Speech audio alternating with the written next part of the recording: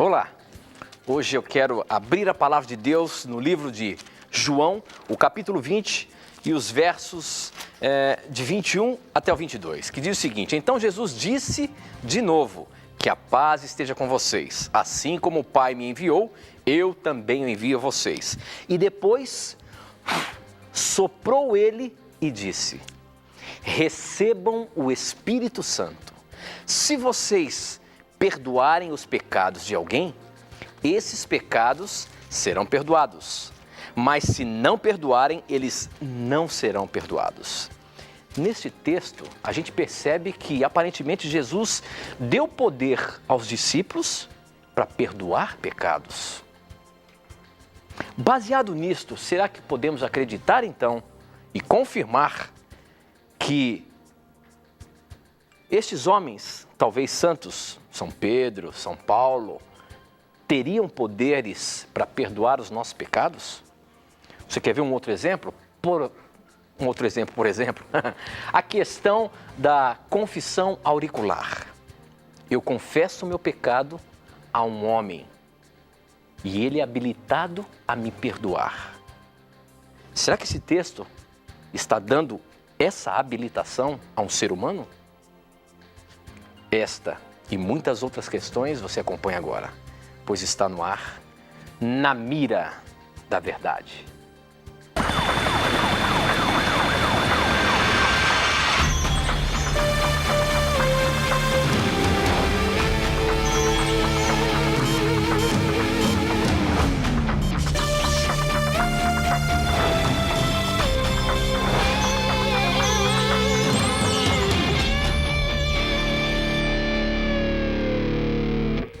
Olá, seja muito bem-vindo, estamos ao vivo, voltando ao vivo aqui, o seu programa Na Mira da Verdade, já nos conectando com o Brasil e o mundo através das ondas do rádio, da internet e da TV Novo Tempo espalhada pelo nosso país. Muito obrigado. Obrigado por você estar aí com a gente já no início do programa. Obrigado por estar entrando aí na sua casa e fazendo parte neste momento para juntos estudarmos a Palavra de Deus. Que Deus lhe abençoe muito e que as suas dúvidas possam ser sanadas neste programa, respondidas pela Palavra de Deus. Seja muito bem-vindo. Vamos começar o programa cumprimentando meu amigo professor Leandro Quadros. Tudo bem? Tudo bem, meu amigo. Graças a Deus, mais um Na Mira da Verdade. Estou feliz por estudarmos a Bíblia com nossos amigos, Tito. E vou mandar alguns abraços, amigo, rapidamente. Ok, aqui. por favor, Fazia professor. tempo que eu não mandava alguns abraços.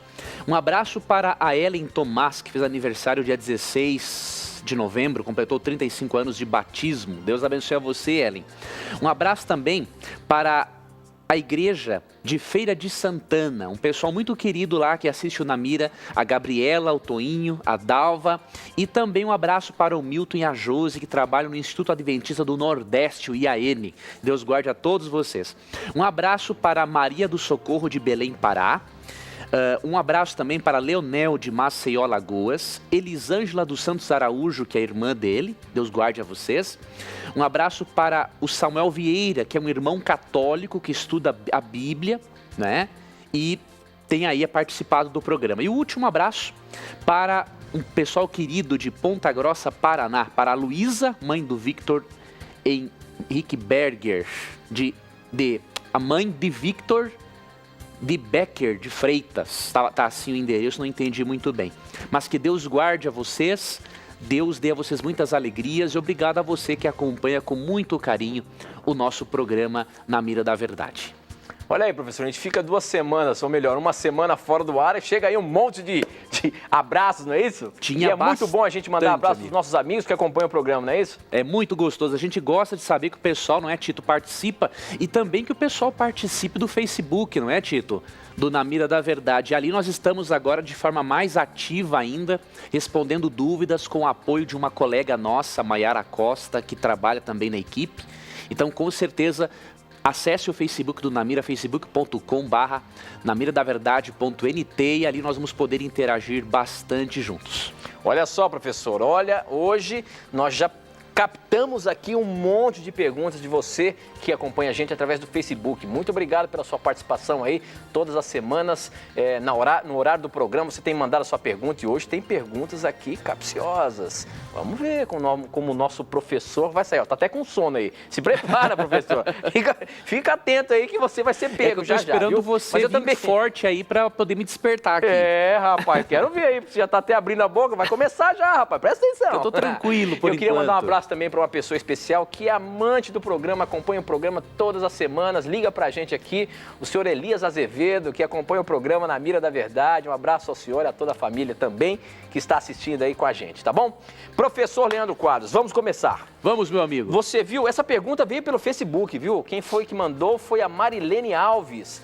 Ela escreveu da seguinte forma, deixa eu primeiro contextualizar o que nós falamos aqui.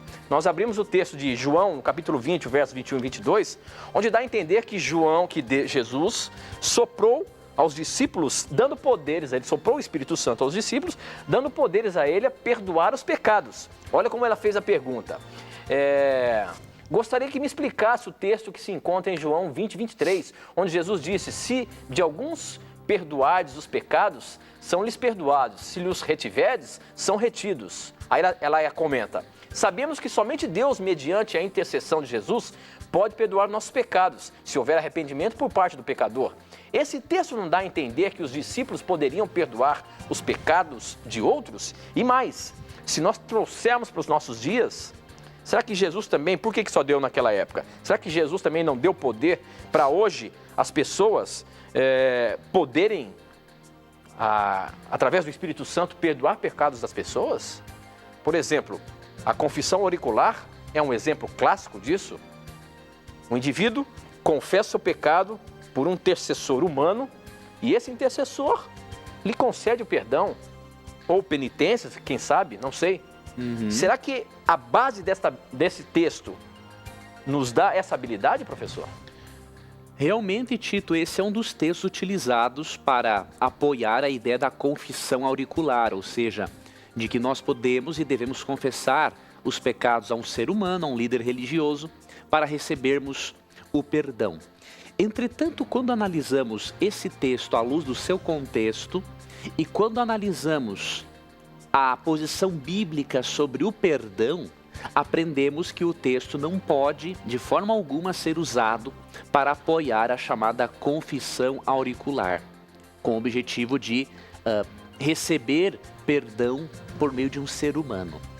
Agora, primeiramente, nós temos que ler aqui, no versículo 21, nós temos aqui o esclarecimento em que contexto Jesus disse que os discípulos poderiam perdoar pecados. Isso aqui é uma coisa interessante. Então, lendo do verso 21 ao 23, nós já podemos obter a resposta. O texto diz assim, novamente Jesus disse, paz seja com vocês. Assim como o Pai me enviou, eu os envio. Percebe, ele está enviando os discípulos para o quê? Pregarem a mensagem de salvação. E com isso soprou sobre eles e disse-lhes, recebam o Espírito Santo. Se perdoarem os pecados de alguns, estarão perdoados. Se não os perdoarem, não estarão perdoados. Essa declaração do verso 23 tem que ser entendida à luz do versículo 21. Aqui é dito que o perdão dos pecados proporcionado pelos seguidores de Cristo está no contexto da proclamação do Evangelho. Então Jesus envia a mensagem de salvação por meio dos seus discípulos, eles proclamam a mensagem e eles têm o poder do quê? Se eles proclamarem a mensagem e ela chegar ao coração das pessoas, por meio dessa proclamação da mensagem, elas recebem o perdão. Eles são veículos do perdão, mas não proporcionam perdão às pessoas. São veículos porque por meio da mensagem de salvação que eles levam, Deus perdoa as pessoas. Temos um texto aqui que mostra de forma mais clara essa ideia. 2 Coríntios, capítulo 2, versos 15 e 16. Esse texto diz o seguinte, porque para Deus somos o aroma de Cristo, entre os que estão sendo salvos e os que estão perecendo. Ou seja, aqueles que aceitam a mensagem dos filhos, dos seguidores de Cristo, os seguidores de Cristo são como um aroma, são como um perfume agradável na vida deles. É o que Paulo está dizendo. Para estes somos cheios, ou melhor, para os que estão perecendo, mas para estes somos cheiro de morte. Para aqueles, fragrância de vida. Ou seja, Paulo diz que para quem aceita a mensagem de salvação, os discípulos são um aroma agradável. Agora, aqueles que não aceitam a proclamação da mensagem, nós nos tornamos o quê? Cheiros de morte, porque a nossa influência sobre eles condena-os porque eles não aceitaram a mensagem que Deus enviou por meio de nós, seus filhos. Então, o perdão que os discípulos proporcionam não é o perdão no sentido vicário, ou seja, eles terem a capacidade de limpar-nos de pecados. Não. O que os seguidores de Cristo fazem é disponibilizar o perdão, serem veículos para levar a mensagem que dá perdão às pessoas. E que só Deus pode perdoar pecados. Nós encontramos em muitos textos da Bíblia, mas eu vou ler apenas aqui um agora e mencionar um outro, para irmos para outra explicação. Aqui em Atos 8, 21 e 22, quando um indivíduo cometeu uma certa blasfêmia contra Deus, você percebe nesse texto de Atos 8, 21 e 22 que os apóstolos não o incentivaram a pedir perdão para nenhuma pessoa, a buscar o perdão para nenhuma pessoa. Olha o que diz o texto. Você não tem parte nem dinheiro algum nem direito algum neste ministério, porque o seu coração não é reto diante de Deus. Arrependa-se dessa maldade e ore ao Senhor. Talvez Ele lhe perdoe tal pensamento do seu coração, pois vejo que você está cheio de amargura e preso pelo pecado.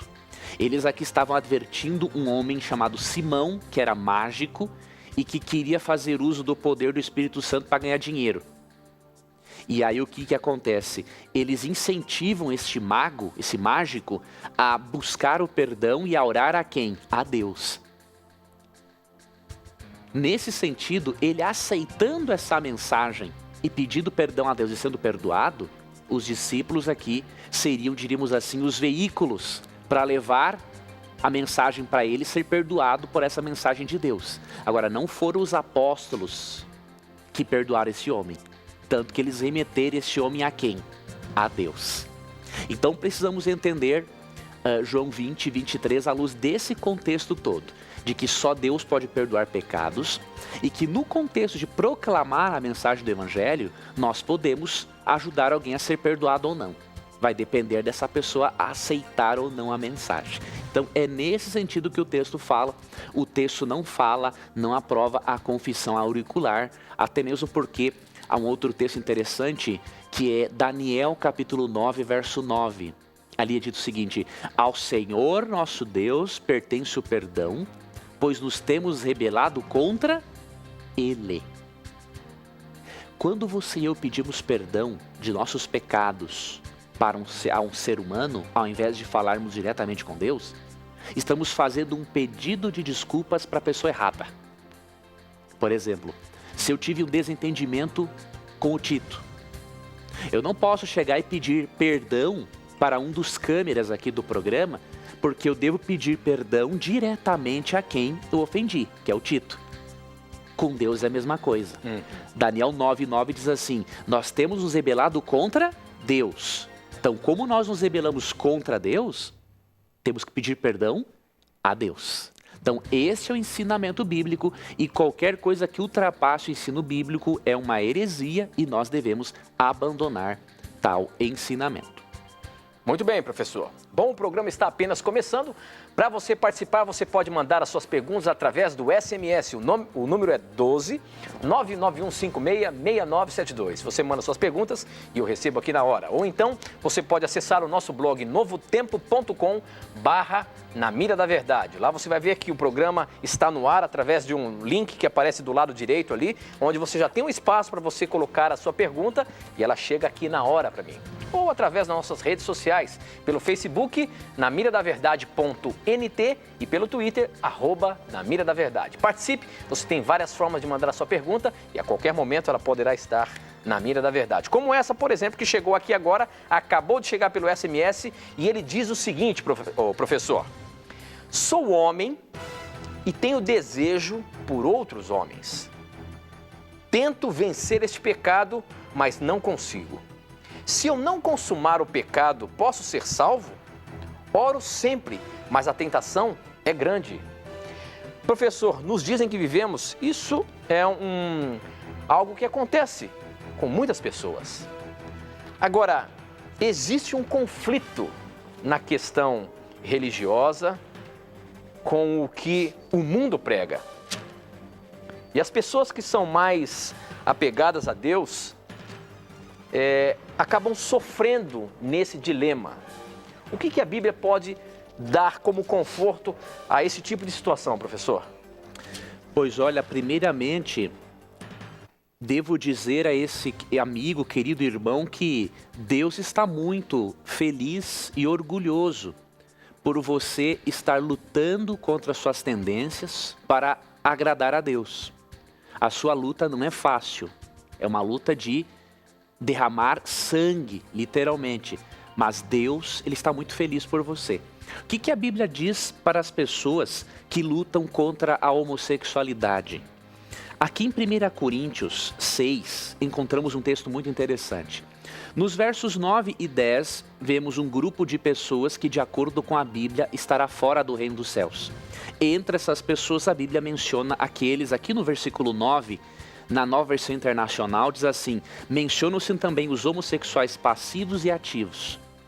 Porque a Bíblia, em Romanos 1,25, considera a relação homossexual como antinatural. Essa é a mensagem bíblica. Só que isso não significa que Deus não tem uma mensagem de esperança, de amor para os homossexuais. Porque depois que Paulo menciona essas classes de pessoas aqui, no verso 11, olha o que ele diz: assim foram alguns de vocês, ou seja, os coríntios também, muitos na igreja de Corinto tiveram problemas com a homossexualidade. Mas vocês foram lavados, foram santificados, foram justificados no nome do Senhor Jesus Cristo e no Espírito de nosso Deus. Olha que mensagem bonita. Aqui é dito que todas essas classes de pecados mencionados nos versos 9 e 10 fizeram parte da vida dos coríntios. Só que por meio de Jesus, eles foram perdoados, justificados, não é? Santificados. Ou seja, Deus tem um carinho muito grande por você. Você tem uma luta espiritual que heterossexuais também têm essa luta. Não da mesma forma, é claro, mas tem a sua luta espiritual. Mas eu vou ler para você um texto que você vai se familiarizar com ele. O apóstolo Paulo aqui, em Romanos 7, 23 em diante, ele fala da luta dele contra o pecado. Você pode ler até do verso 7. Ele diz assim: mas vejo outra lei atuando nos meus membros, guerreando contra a lei da minha mente, tornando-me prisioneiro da lei do pecado que atua em meus membros. Ou seja, ele tinha a lei do pecado atuando no corpo dele, querendo levá-lo a errar, mas a lei de Deus na mente dele dizendo assim: filho, não faça isso. Por isso que você está passando. Miserável homem que sou, quem me libertará do corpo sujeito a esta morte? Graças a Deus por Jesus Cristo nosso Senhor. De modo que com a mente eu próprio sou escravo da lei de Deus, mas com a carne da lei do pecado. Todos nós, amigo, sejamos heterossexuais ou homossexuais, ou com tendências homossexuais, todos temos uma luta contra a carne, a natureza pecaminosa. Mas graças a Deus que Jesus Cristo, por meio do Espírito Santo, Ele abranda essa natureza, abranda essas tendências e vai nos ajudando a vencê-las. Eu posso garantir para você, em nome da Bíblia, que você é uma pessoa salva em Jesus. Você é um pecador, como eu sou um pecador, e você não é um pecadeiro que faz do pecado um estilo de vida. Se você estivesse vivendo na prática da homossexualidade até a volta de Jesus, aí, biblicamente, a pessoa fica fora do reino dos céus. Assim como o heterossexual fica fora do reino dos céus, se ele viver na prática do adultério até a volta de Jesus. Certo? Agora, se você é um pecador, tem as suas fraquezas, mas não é um pecadeiro que faz do pecado um estilo de vida, Creia, meu amigo, que a graça de Cristo cobriu a sua vida, você é uma nova criatura e Deus vai continuar ajudando você nas suas lutas e a obter grandes vitórias. Creia nisso, porque o amor de Deus por você é muito, infinitamente maior do que os seus defeitos. Ok, professor, muito bem. Um outro problema do nosso século é esse que eu coloco na mira agora. Quem mandou esse foi através do Facebook, a Pri Reis, e ela diz o seguinte: gosto muito do programa e gostaria de saber mais sobre o que a Bíblia fala sobre o suicídio. Não somos julgados apenas por uma obra, mas por várias coisas, certo? Então, isso quer dizer que as pessoas que se suicidam têm a chance de ir para o céu? Olha aí, professor. Pergunta a gente sabe interessantíssima. que o suicídio também é um pecado. Tirar a sua própria vida é pecado. Agora, a gente percebe na Bíblia alguns exemplos de suicídio que aparentemente Deus perdoou. Como que a gente pode explicar isso na Bíblia, professor? E quais são esses exemplos? Vamos lá. Olha que interessante essa pergunta. Você abordou muito bem essa questão, minha amiga, porque ali em Mateus 16, 27 é dito o seguinte: pois o Filho do Homem, Jesus, virá na glória de seu Pai com seus anjos e então recompensará a cada um de acordo com o que tenha feito. Em outras traduções, segundo as suas obras. Ou seja, Deus realmente não julga uma pessoa por um ato isolado da vida dela. Deus julga a pessoa considerando o quê? O todo. Então é extremamente errado alguém dizer, por exemplo, que um suicida necessariamente vai se perder. Quem afirma isso não tem base bíblica para isso. Porque o juízo de Deus, segundo Mateus 16, 27 e Apocalipse 22, 12, é segundo as nossas obras. Ou seja, Deus leva em conta o todo, porque as obras são uma exteriorização da nossa fé. É claro que há pessoas que se suicidam por falta de fé. Aí é outra história. Agora, quem teve uma vida, seguiu a Cristo, amou a Cristo, mas teve a infelicidade de desenvolver uma depressão gravíssima e não tomou medicação adequada e se matou, é óbvio que Deus não vai considerar não vai considerar apenas esse ato isolado da vida. Então, há chances, sim, perfeitas de uma pessoa que cometeu o suicídio ser salva. E um dos exemplos mais clássicos que encontramos na Bíblia é esse mencionado em Juízes, ou melhor, Hebreus capítulo 11, versículo 32. Em Hebreus 11, 32 temos aqui uma menção a uma pessoa que praticou suicídio. É um texto interessante, diz o seguinte: que mais direi? Não tenho tempo para falar de Gideão, Baraque, Sansão, Jefté, Davi, Samuel e os profetas, os quais pela fé conquistaram reinos, praticaram justiça, alcançaram o cumprimento de promessas, fecharam a boca de leões, apagaram o poder de fogo e escaparam do fio de espada. Da fraqueza tiraram força, tornaram-se poderosos na batalha e puseram em fuga exércitos estrangeiros. Nesse contexto, Paulo fala de homens que estão na galeria dos heróis da fé. E Sansão se encontra na galeria dos heróis da fé. Com certeza uma pessoa perdida não se encontraria na galeria dos heróis da fé. E Sansão, nós sabemos do relato bíblico, que quando ele estava ali dominado pelos filisteus, ele se aproximou de duas colunas do templo de um deus pagão filisteu e falou assim para Deus: Deus, como se fosse assim, me dê uma última chance, me dê a força que eu tinha e morra eu com esses filisteus. Sansão sabia que ao ele derrubar as colunas, os filisteus morreriam e ele morreria junto. Só que mesmo assim, Sansão está na galeria dos heróis da fé. Então, se você perdeu um ente querido por causa do suicídio, não tenha dúvidas de que ele poderá sim estar no reino dos céus. Deus não avalia a pessoa por um ato isolado. E eu finalizo dando uma dica a você. Se você percebe alguém na família, ou algum amigo, dizendo que a vida não tem sentido, essa pessoa está se não quer participar de atividades pelas quais sentia prazer antes, eu te recomendo que leve essa pessoa ao médico psiquiatra com certa urgência. tá? Para que o psiquiatra faça uma avaliação e, além do tratamento medicamentoso, a pessoa faça também a psicoterapia. As duas coisas combinadas são muito importantes. E a pessoa alegará assim, eu não quero ir ao médico. Leva do mesmo jeito, tá? Para não deixar essa depressão chegar num nível grave e aí acontecer a desgraça, né? Muito bem, professor. Bom, para você participar do programa, mande as suas perguntas para a gente através do Facebook, Na Mira da Verdade, .nt, pelo Twitter, @Na Mira da Verdade, e pelo SMS, o número é 991566972. E ainda você tem o nosso blog, onde além de você mandar as suas perguntas, você pode se familiarizar com os temas que nós postamos ali o tempo todo. Portanto, se você quer uma fonte de estudo da Palavra de Deus, acesse novotempo.com/Na Mira da Verdade. Bom, nós temos 2 minutinhos ainda, professor. Tem uma pergunta aqui, vamos ver se você consegue responder ela rapidamente, senão você fica depois do intervalo. Mas a pergunta da Luciane, que chegou pelo nosso blog, é o seguinte: quando será a grande tribulação dita em Apocalipse? Aqueles que não forem arrebatados na volta de Jesus terão uma segunda chance? Será isso a grande tribulação? Olha aí, professor, que tribulação é essa que o Apocalipse fala? E vai haver uma segunda chance após a vinda do Senhor Jesus? Vamos ver se você consegue responder isso aí. Tem 2 minutinhos, professor? Tem sim, acho que dá então para a gente responder. Então vamos lá. Primeiramente, querida amiga, há uma compreensão muito equivocada no meio evangélico sobre a grande tribulação.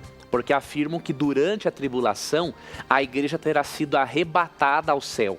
Mas não é isso que a Bíblia ensina. A Bíblia ensina que que a Igreja de Deus, estará na terra durante a tribulação. Por quê? Porque através da tribulação, da perseguição que o povo de Deus enfrentará no final da história, é que Deus vai poder realmente demonstrar ao universo quem é dele e quem não é dele de verdade. Então, Apocalipse 7, 13 e 14 menciona que a igreja estará na terra durante a tribulação. Então diz o texto: então os anciãos me perguntaram, quem são esses que estão vestidos de branco e de onde vieram? Respondi, Senhor, tu sabes. E ele disse, esses são os que vieram da grande tribulação e lavaram as suas vestes e as alvejaram no sangue do Cordeiro. Ou seja, os crentes passam pela tribulação, serão vitoriosos por meio de Cristo, mas estarão aqui.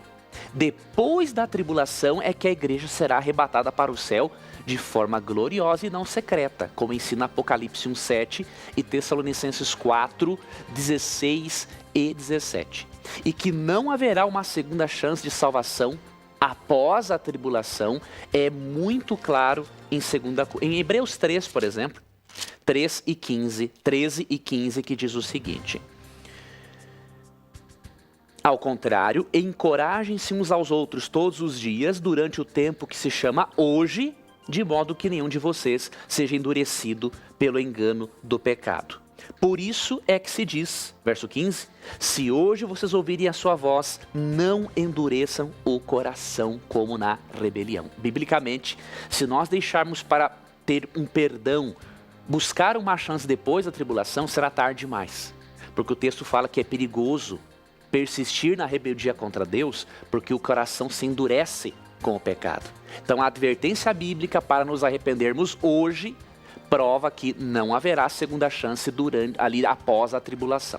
Então tenhamos cuidado com essa doutrina que ensina aí o arrebatamento secreto da igreja antes da tribulação, porque o arrebatamento secreto vai pegar muita gente despreparada. Por quê?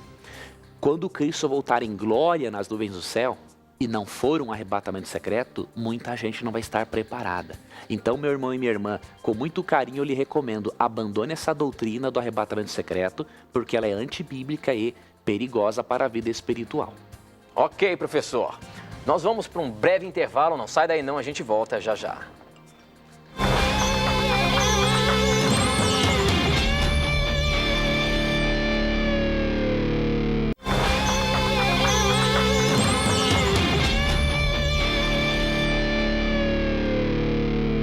Já estamos de volta ao vivo, agora são 21 horas e 35 minutos. Obrigado pelo carinho da sua audiência, por você estar participando aí. Um abraço todo especial aos nossos ouvintes da Rádio Novo Tempo, a rede de rádios Novo Tempo que estão conectadas agora com a gente. Obrigado pela sua participação também, mandando suas perguntas através do SMS, o número é 12 991566972, ou então pelas redes sociais, Facebook, namiradaverdade.nt, Twitter, @namiradaverdade, e o nosso blog novotempo.com/namiradaverdade, tá bom? Pelo Facebook, as pessoas têm a capacidade de mandar o que elas quiserem, não é? Tem a chance de mandar o que elas quiserem. E chegou uma pergunta daquelas pesadas, capciosas, que o nosso professor vai ter que se virar na cadeira para responder essa, meu amigo. Agora você está na mira. O que vem pela frente? Preste bem atenção. A pergunta é grande. A contestação aqui é grande. A acusação é grande. Vamos ver aqui, nós vamos ler na íntegra. Quem mandou essa pergunta no Facebook, o primeiro nome é Kleber. E eu vou ler o que ele escreveu aqui para o programa Na Mira da Verdade e para outras coisas. Presta atenção. Segundo a posição espiritual da Igreja Adventista do Sétimo Dia, posso mostrar no Evangelho de Cristo que a Igreja Adventista é uma seita do diabo, que não tem o Espírito Santo com ela, pois rebatizam as pessoas rebatizam as pessoas, justificando-se em Atos capítulo 19, dos versos de 1 a 5, sendo que ali foi apenas um mover espiritual de fortalecimento que o apóstolo Paulo fez aos que já tinham sido batizados por João, e não batismo, pois quando se trata de batismo, há somente um, Efésios 4, 5. E a Igreja Adventista também proíbe as pessoas de consumirem certos alimentos, como carne de porco, também se justificando na lei ou Velho Testamento. Mas o Evangelho de Cristo afirma que podemos comer de tudo quanto se vende no açougue, sem nada perguntar. 1 Coríntios 10, 25. Desde que não seja sacrificado a ídolos, podemos comer de tudo. Leiam também Timóteo, 1 Timóteo 4, de 1 a 5, para verem que o Evangelho afirma que tais igrejas que proíbem o consumo de certos alimentos, aos olhos do Senhor, são seitas que seguem doutrinas do demônio e não igrejas de Deus. A Igreja Adventista quer a salvação pela graça, mas vive certas coisas da lei, como por exemplo, guardar o sábado, sendo que o quarto mandamento de Deus, dado a Moisés, Êxodo 20, de 8 a 11, que o Senhor Jesus Cristo já aboliu, ou seja, já anulou. Confira nestas passagens do Evangelho de Cristo para terem certeza que não é tese minha, é grande, olha. E sim, o próprio Evangelho do Senhor, Mateus 12, de 1 a 8, Marcos 3, de 1 a 6, João 5, 16 a 18 e outros ali. O Senhor Jesus Cristo trabalhou no sábado, e porque não podemos trabalhar, não temos que imitá-lo. Leia também Gálatas 1, de 6 a 9, e verão que os adventistas têm a mesma Bíblia, olha como é grande, a mesma Bíblia que os pentecostais, mas pregam outro evangelho. Por isso são anátemas, ou seja, malditos aos olhos do Senhor. Os testemunhos de Jeová também são anátemas, malditos aos olhos do Senhor. Somente para finalizar este ensinamento do Espírito Santo, digo-lhes que em Gálatas 5:4 diz que se nos justificarmos na lei, Velho Testamento, nós separamos de Cristo, da graça nós caímos. E se nos separarmos de Cristo, como os adventistas já estão quando morremos, será que será que o Senhor irá nos salvar? O espírito e alma? É brincadeira, viu? Esses homens estão cegos espiritualmente falando que ainda não conseguiram enxergar que estão caminhando para um inferno. Olha aí, professor. Isso são acusações que você pode colocar na mira agora. Esses textos, você anotou aí? Você conseguiu anotar? Rapaz, não consegui anotar tudo. Estou tentando lembrar de memória, mas a gente vai lembrar. Não, mas é importante a gente colocar tudo isso porque são a opinião das pessoas. E eu até quero falar com você, nosso telespectador. Você pode dar a sua opinião. Nós estamos aqui para apresentar a palavra de Deus. E a gente está aqui para apresentar o que a palavra de Deus diz. Você tem as suas opiniões e nós estamos aqui abertos para que você possa colocar as suas opiniões. E se você quiser mais esclarecimentos, pode entrar em contato com a gente. Nós não queremos aqui simplesmente condenar o que você acredita ou não. Nós estamos aqui para apresentar a palavra de Deus. E é isso que nós vamos mostrar agora. Professor Leandro Quadros. Vamos lá, A amigo. questão de seita. Pode mostrar para a gente aí o que é uma seita na palavra de Deus? Você pode mostrar se a igreja acusada aqui é uma seita? Você pode dizer o que a Bíblia fala sobre, por exemplo, alimentos impuros? Você pode dizer o que ele está falando aqui com relação a várias outras coisas aqui? O que a Bíblia pode nos orientar sobre essas acusações feitas aí à Igreja Adventista do Sétimo Dia, professor? Vamos lá. Primeira coisa, dizer para esse querido irmão que você está bastante equivocado em relação à presença do Espírito Santo na vida de um movimento religioso. Vou lhe dizer o porquê.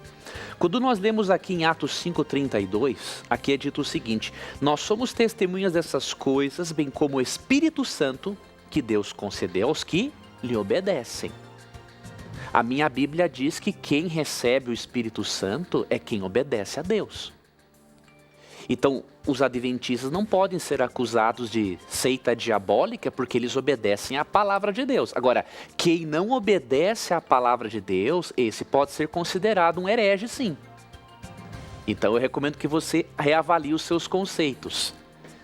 Se você ler Apocalipse 14:12, a característica do povo de Deus nos últimos dias: guardam os mandamentos de Deus e a fé em Jesus.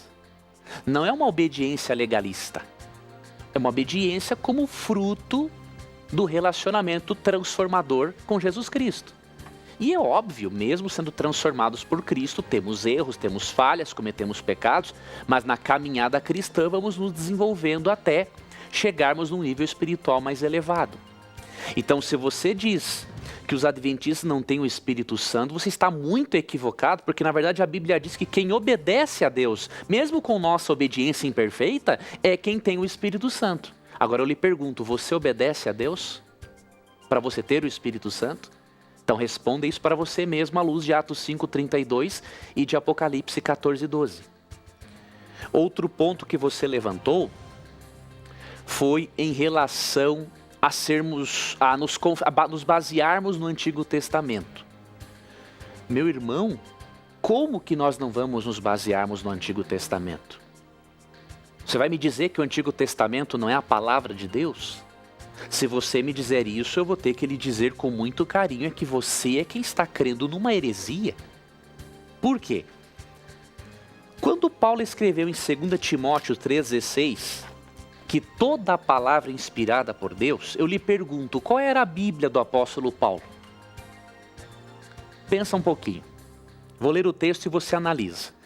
Toda a escritura é inspirada por Deus e útil para o ensino, para a repreensão, para a correção e para a instrução na justiça. Qual era a Bíblia de Paulo quando escreveu isso? O Antigo Testamento, é óbvio. E o texto diz que toda a escritura, incluindo o Antigo Testamento, é inspirado por Deus. Mas a questão aí é o novo concerto, professor. Não houve um novo concerto e não aboliu o velho concerto? O novo concerto não altera em nada a palavra de Deus.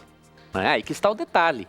As pessoas confundem isso, porque Hebreus 8:10 fala que no novo concerto, na nova aliança de Deus salvar o ser humano, a lei de Deus continua sendo implantada no coração do ser humano. Então o novo concerto não afeta em nada a palavra de Deus. Por quê? Isaías 48 fala que a palavra de Deus é eterna. Não importa em que fase da história estejamos, a palavra é eterna. Agora eu vou mostrar um outro texto para esse irmão, que vai ser mais forte ainda. Você sabia, meu irmão, que se você não crê nos escritos de Moisés e você diz que eles são abolidos, você não está crendo na mensagem de Jesus? É forte isso, não é? Mas eu vou lhe mostrar biblicamente isso, que na verdade você está tendo uma atitude bastante sectária. O que diz João 5, 46 e 47? Se vocês crescem em Moisés, creriam em mim, pois ele escreveu a meu respeito. Visto, porém, que não creem no que ele escreveu, como crerão no que eu digo? Cristo fala claramente que Moisés testemunhou do próprio Cristo, das palavras de Jesus, das palavras de Deus. Então, se você vem com essa ideia de que o Antigo Testamento foi abolido, eu tenho que lhe dizer, você não crê nas palavras corretas de Jesus. A Bíblia de Jesus eram os escritos de Moisés. Se você ler Lucas 24, 27 e 44, quando Cristo foi explicar a doutrina da ressurreição para os seus seguidores, Cristo utilizou Moisés, os profetas e os salmos, ou seja, Cristo utilizou todo o Antigo Testamento. E a exemplo de Cristo, os adventistas sempre vão estudar toda a Bíblia para poder entender um assunto.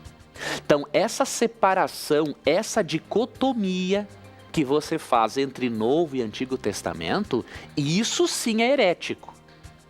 Com todo respeito, não quero desrespeitar a sua pessoa, mas a sua ideia é herética. Não tem base bíblica para você fazer uma barbaridade dessa. Você não pode aceitar parte da Bíblia e negar outra. Tá? E um outro ponto que você levantou... Sobre os alimentos? Sobre os alimentos, isso. Exatamente. Nós precisamos, amigo, entender um texto à luz do seu contexto. Por exemplo, quando você lê 1 Coríntios 10, 25, que diz assim, comam de tudo que se vende no mercado ou no açougue, de acordo com algumas traduções, sem fazer perguntas por causa da consciência, você não pode interpretar isso aqui de forma isolada. Poder até você pode, mas não deveria, porque assim você não vai extrair aquilo que a Bíblia quer realmente ensinar. Vamos analisar o contexto. Primeiro, capítulo 8, verso 4, nos mostra qual era o problema que Paulo estava enfrentando com eles. 8,4 diz assim, portanto, em relação a alimento sacrificado aos ídolos, sabemos que o ídolo não significa nada no mundo e que só existe um Deus. Então, quando ele fala para comer de tudo que se vende no açougue ou no mercado, é para comer tudo que se vende lá, independente de ter sido sacrificado a ídolos pagãos. Eles tinham medo de comer uma carne que pudesse ter sido sacrificada a um ídolo pagão e depois ter sido colocada à venda no açougue. Esse é o contexto. Não tem nada a ver com alimentos imundos. Porque se você me disser que nós podemos comer de tudo, então nós podemos justificar o tipo de alimentação em países orientais, que tem gente que come cachorro, come gato, come cobra, come larvas. Não é isso que a Bíblia está dizendo? Entenda uma coisa, meu irmão. O seu corpo para Deus é sagrado. 1 Coríntios 6, 19 e 20 diz que o seu corpo para Deus é o templo do Espírito Santo. Você acha correto nós jogarmos lixo para dentro de um templo? Não é correto. Da mesma forma, você vai jogar lixo, carnes imundas, para dentro do seu corpo, que é o templo do Espírito Santo? Se você continuar fazendo isso até a volta de Jesus, olha o que a Bíblia diz para você. Capítulo 13, 1 Coríntios, versos 16 e 17. Vocês não sabem que são santuário de Deus e que o Espírito de Deus habita em vocês? Se alguém destruir o santuário de Deus, Deus o destruirá. Pois o santuário de Deus, que são vocês, é sagrado. Que você, meu irmão, mude os seus conceitos, crendo de que se você preservar o seu corpo limpo de alimentos imundos, o seu corpo refletirá na sua mente e a sua mente estará mais clara e apta para entender as mensagens de Deus. E para finalizar, se aprofunde na doutrina bíblica e naquilo que os adventistas realmente ensinam. Tem muita gente por aí que escreve muita besteira sobre os adventistas, acha que conhece alguma coisa e não conhece nada. Esses são os piores, porque eles teimam em achar que sabem, mas não sabem. Que esse não seja o seu caso. Que você se aprofunde e veja que o adventismo é uma religião essencialmente cristã, mesmo que tenha algumas doutrinas distintivas e peculiares. Somos cristãos e não há dúvidas quanto a isso. E com respeito ao Atos 19, de 1 a 5, onde fala ali da questão do rebatismo, professor.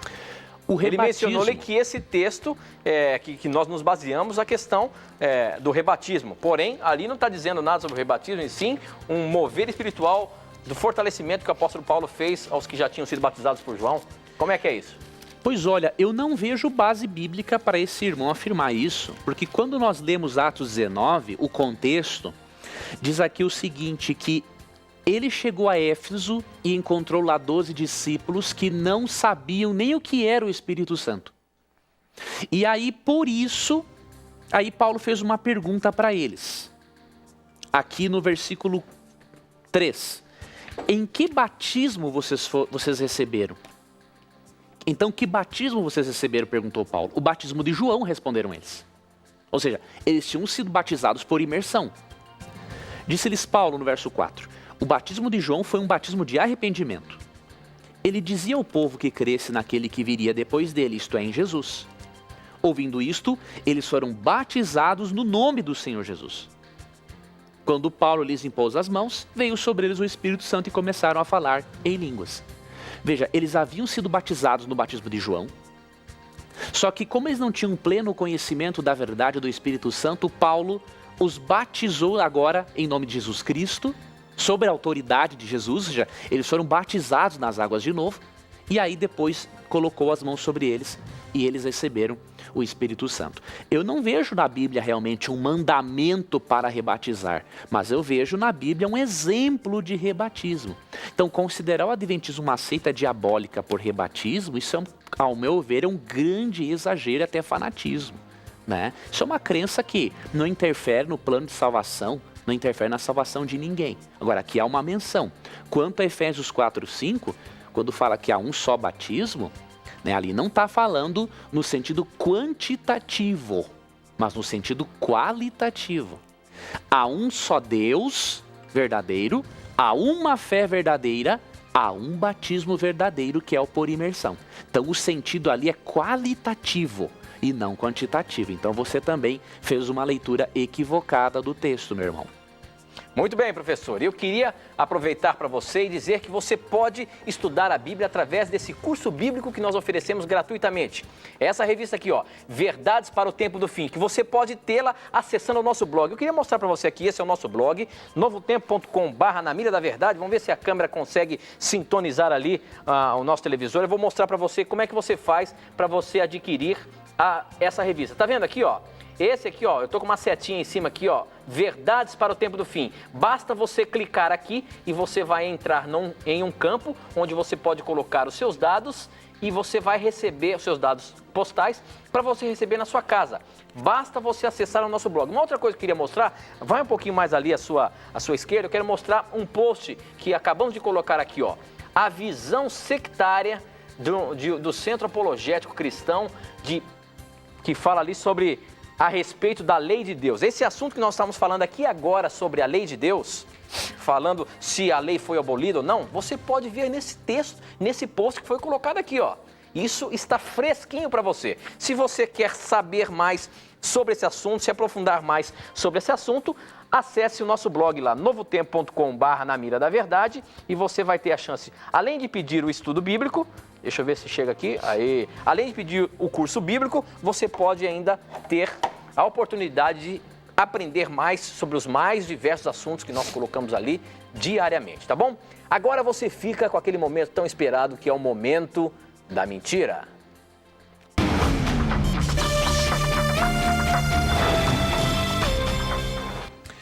Em muita literatura que fala sobre seitas, vários indivíduos têm dito que apenas os adventistas e as testemunhas de Jeová creem na doutrina da mortalidade da alma e no aniquilacionismo dos ímpios. Eu queria garantir para você, meu amigo, que essa é uma mentira bem descarada, inclusive. Por quê? Eu tenho uma obra aqui, intitulada Imortalidade ou Ressurreição, escrita pelo Dr. Samuel Bacchiocchi. Nesta obra, publicada pela Unaspres, Imprensa Universitária Adventista, tem aproximadamente 1000 estudos de eruditos evangélicos e católicos que creem na doutrina bíblica da mortalidade da alma.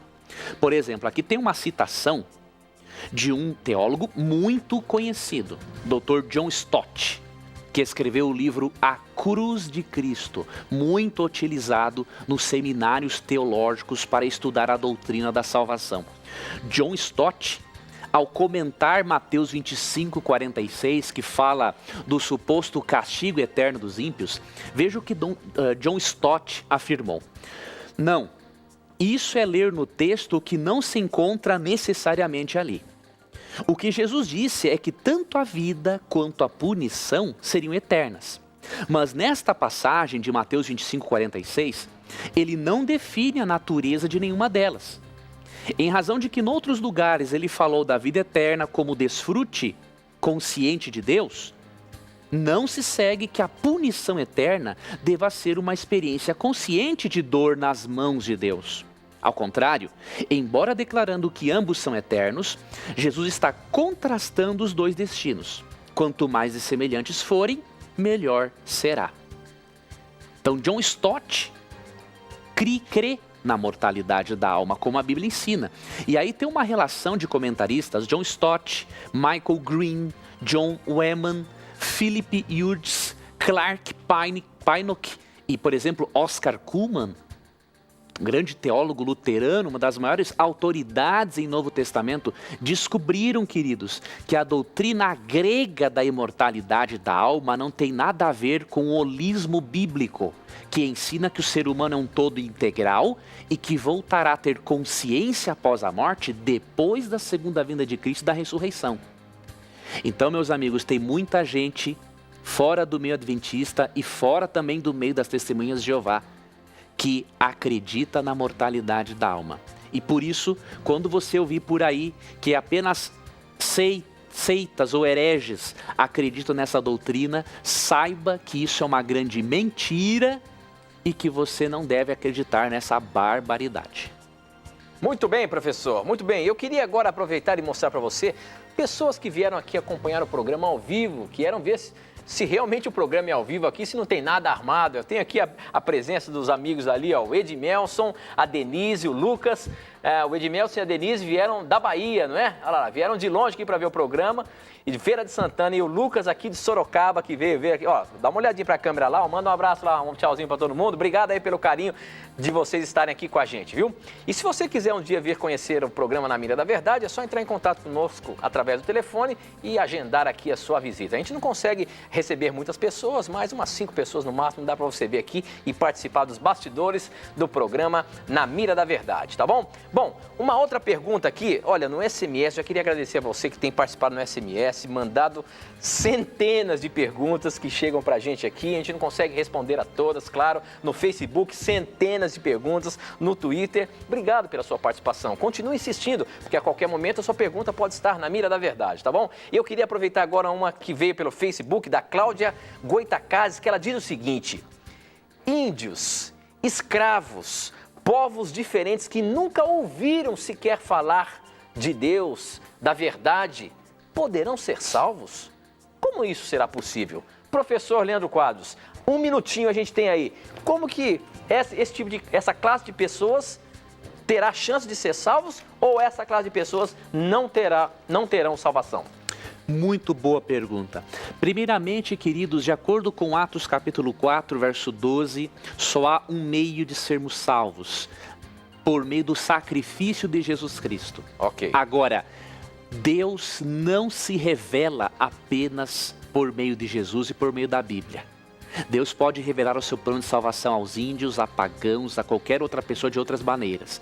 Então eu vou ler para você aqui Romanos 1:20, que diz assim: pois desde a criação do mundo os atributos invisíveis de Deus, seu eterno poder e sua natureza divina, têm sido vistos claramente, sendo compreendidos por meio das coisas criadas, de forma que tais homens são indesculpáveis. Isso aqui está falando dos pagãos, que Deus se revela a eles por meio da natureza.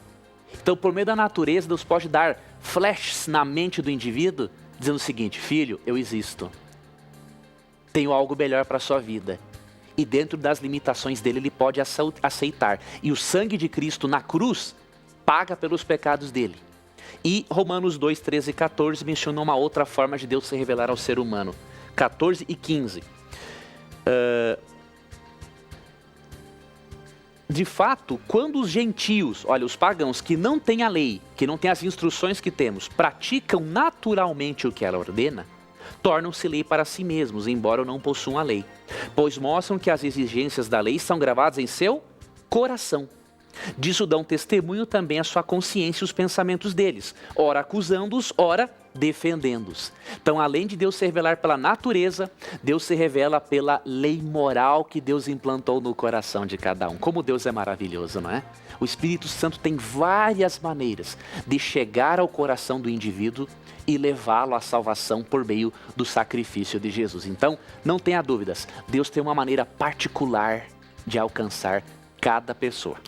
Ok, professor, com essa nós encerramos mais um programa Na Mira da Verdade e a gente vai estar aqui a semana que vem para responder mais perguntas que não param de chegar. Um abraço, meu amigo Tito, Deus guarde a você. Meu amigo telespectador, muito obrigado pelo seu carinho. Para mim é uma honra saber que um pecador como eu posso aí estudar a Bíblia com você. Obrigado por permitir-nos entrar na sua casa, obrigado por nos acompanhar também pela Rádio Novo Tempo, nossos ouvintes. E nunca se esqueçam de uma coisa, sempre que vocês tiverem a coragem de perguntar, a Bíblia, unicamente a Bíblia, vai ter a coragem de lhes responder. E aqui você já sabe, sempre os seus questionamentos estarão na mira da verdade. Até o nosso próximo encontro. Tchau!